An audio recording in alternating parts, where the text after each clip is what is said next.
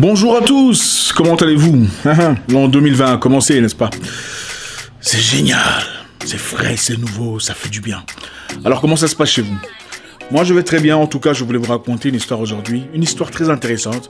Et je suis convaincu qu'à la fin de cette histoire vous en tirez une leçon très intéressante. Donc vous êtes une personne normale, un entrepreneur peut-être, un jeune homme courageux, un étudiant, un battant, un travailleur, une femme de foyer, une femme, peu importe ce que c'est. Attachez vos ceintures, nous allons ensemble encore une fois partir dans un périple de réflexion emphatique. Nous allons à la fin de cette histoire comprendre comment le comportement joue un rôle très important dans l'évolution ou la régression totale d'un humain. Vous savez, l'homme n'est pas ce qu'on voit à l'extérieur, d'accord? Ce qu'on voit à l'extérieur attire l'attention, peu importe ce que c'est. Mais le comportement est ce qui saisit, c'est l'âme, c'est le cœur de l'homme. Même une femme vous attire par son visage, son apparence, son odeur, peu importe son parfum.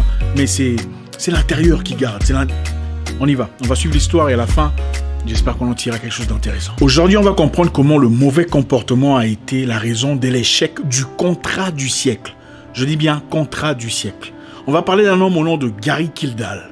Alors, qui était Gary Kildall? Gary Kildall, né le 19 mai 1942 à Seattle, Washington, aux États-Unis, était un ingénieur informaticien, l'un des grands pionniers de la micro-informatique. En 1977 ou 77 pour les francolâtres, l'entreprise Apple gagnait du succès sur le terrain des ordinateurs. Je ne sais pas si vous avez un ordinateur Apple, mais en 77, Apple sortit leur premier ordinateur personnel sur le marché. Parce qu'avant ça, il n'y avait que des grands ordinateurs, donc des ordinateurs industriels. Et Apple sortit leur premier ordinateur, le Apple II, en 77. 3 ans après, les marchés des ordinateurs personnels valaient plus de 3 milliards de dollars. Pour la première fois dans l'histoire, les ordinateurs personnels pouvaient améliorer de manière pratique la vie quotidienne des utilisateurs. Désormais, les gens pouvaient par exemple imprimer des lettres écrites par ordinateur, développer leurs mathématiques ou exploiter de nouvelles possibilités par ordinateur. Je vais essayer de simplifier l'histoire pour permettre même aux plus petits de comprendre.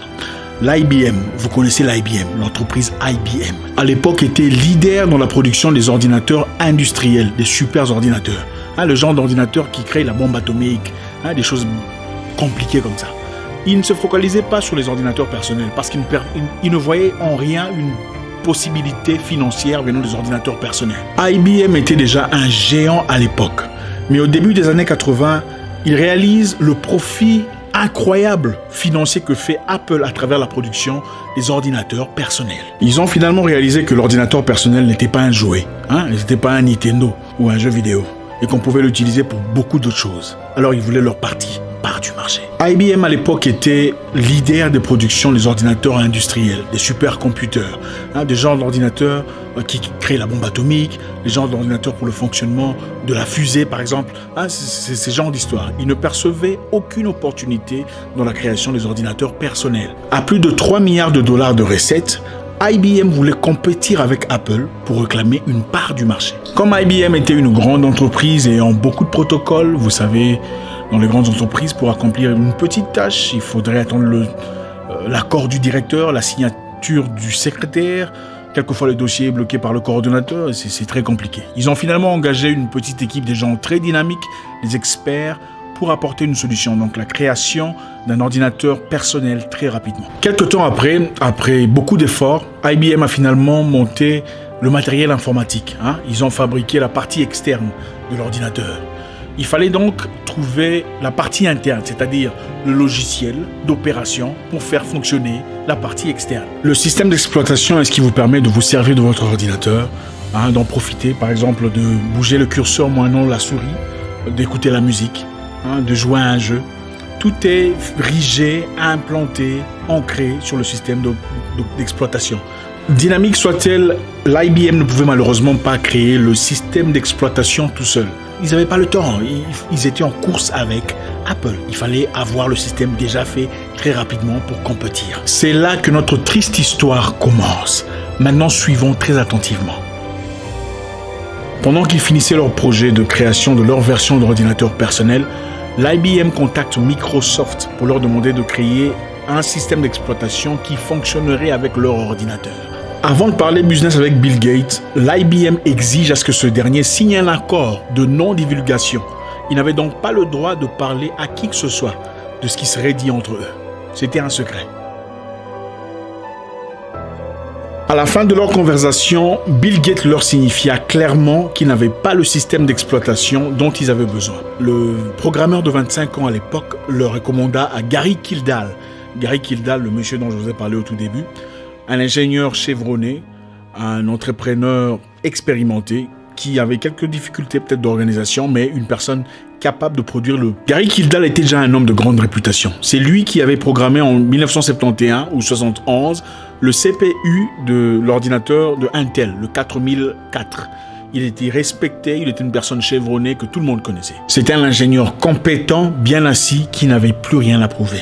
Une personne capable de produire très vite un système d'exploitation concret et fonctionnel. En 92, il crée le premier système d'exploitation tel qu'on le connaît aujourd'hui, le CP/M, Control Program for Microcomputers. Donc, avant l'existence de CP/M, chaque ordinateur, ce qui existait, avait son propre système de fonctionnement. Donc, ce n'était pas compatible. Chaque ordinateur était unique et ça fonctionnait de sa propre façon et c'était catastrophique. C'est un peu comme si vous observiez les voitures dans la rue. Si chaque voiture devait avoir son carburant spécifique, chaque voiture, carburant spécifique, ça aurait été catastrophique. Aujourd'hui, ce n'est pas très compliqué parce que les voitures utilisent soit essence ou gasoil, enfin, mazout, bref, vous comprenez ce que c'est. Le même concept était applicable aux ordinateurs. Gary Kildall est celui qui a présenté l'idée où les ordinateurs venus de différents créateurs pouvaient utiliser le même système d'exploitation sans problème. C'est grâce à son travail que vous pouvez aujourd'hui, par exemple, me voir à travers votre ordinateur Intel, ordinateur Akai ou Toshiba ou votre téléphone portable peut-être. Sinon, il aurait fallu chercher un ordinateur spécifique pour me voir, par exemple. Ok, revenons à notre histoire. IBM demande le service de Bill Gates. Bill Gates recommande les services de Gary Kildall. Pendant que l'équipe de IBM se dirige vers Seattle pour rencontrer Gary Kildall, Bill Gates appelle ce dernier pour l'annoncer la visite des personnes très importantes. Mais compte tenu du contrat de non-divulgation qu'il avait précédemment signé, il ne pouvait malheureusement pas lui donner plus de détails. Bill Gates l'appelle au téléphone pour lui dire « Écoute, il y a des gens très importants qui arrivent. Il faut les traiter correctement.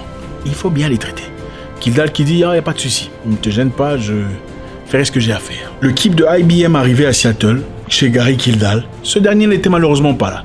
Il était sorti aller faire un tour en avion avec ses potes.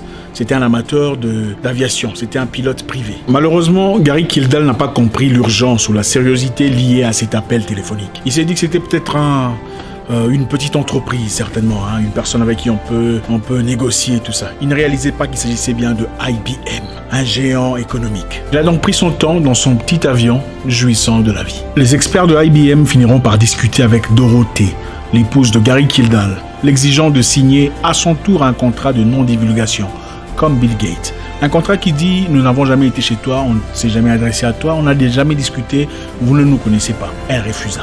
Et comme les négociateurs de IBM n'avaient pas beaucoup de patience, ils quittèrent la maison de Gary Kildall, frustrés et angoissés pour retrouver Bill Gates. Bill Gates à son tour réalisa l'ampleur, la grandeur, enfouie dans ce projet. Il dit à IBM, nous vous produirons le système d'exploitation. Sachant qu'il n'avait pas de système d'exploitation, Bill Gates dit quand même oui à l'offre de IBM.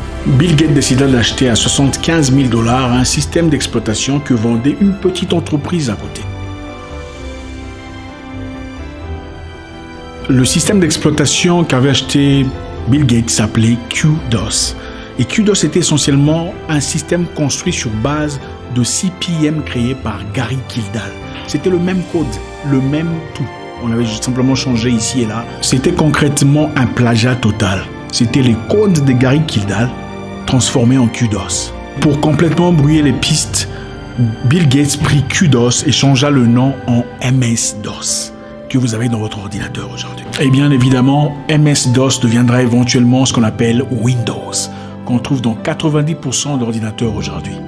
Et Bill Gates en retire une licence, mensuelle ou annuelle, comme vous le savez. Gary Kildall tentera de se battre en vain. Il aura raté l'opportunité de devenir Bill Gates. Il mourra plusieurs années plus tard, suite à une bagarre dans un bar des motards. Triste histoire. Dans la vie, il ne suffit pas d'être qualifié, d'être outillé, d'avoir tout ce qu'il faut. Il faut avoir du caractère, savoir parler aux gens, savoir respecter les rendez-vous, savoir être à temps, s'ajuster à ceux qui nous entourent. Il fait partie de tout ce qui font les grands. Gary Kildall aurait pu devenir l'homme le plus riche du monde, comme les Bill Gates aujourd'hui. Comment auriez-vous pu imaginer une personne aussi intelligente, aussi outillée, perdre tout ce qu'il aurait pu avoir et aller mourir comme un ignorant dans un bar suite à une bagarre? Triste histoire.